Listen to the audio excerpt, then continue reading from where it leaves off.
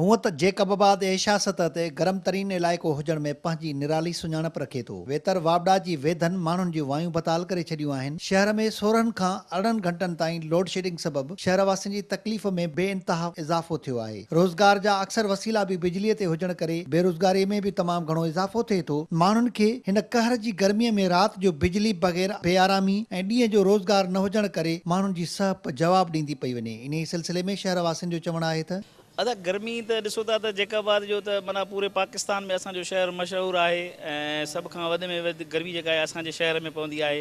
ऐं हिन वक़्तु बि माना तव्हां ॾिसो था त केॾी कड़ाकेदार गर्मी पइजी रही आहे ऐं सेंटीग्रेड 46 खां मथे हली वियो आहे।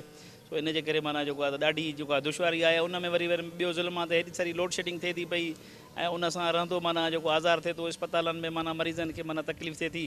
साईं बिजली जो बहरान त सॼे मुल्क में आहे, पर जेकाबाद में जेको आहे उहो सर्स आहे। जेकाबाद में वावड़ा वारा एतिरा महिरबान आहिनि जो अधु कलाक बिजली मस ईंदी आहे, वरी अधु कलाक लाइ ग़ाइबु। ट्रिपिंग इंतिहाई घणी आहे, वरी मथां जेको आहे सो वोल्टेज ड्रॉप आहे ऐं असांखे जेको आहे सो पंहिंजा अप्लायंसिस हलाइण जे लाइ फ्रिज टीवी पखा हलाइण लाइ बि स्टेबलाइज़र हणणो थो पए। शहर में गर्मी पद मई में 50 जे वेझो हुजण करे बिजली जी लोड शेडिंग क़यामत क़ाइमु करे छॾी आहे। कैमरामैन ज़ैन सरकी सां गॾु अज़हर गुल सरकी, सिंध टीवी न्यूज़, जेकबाबाद।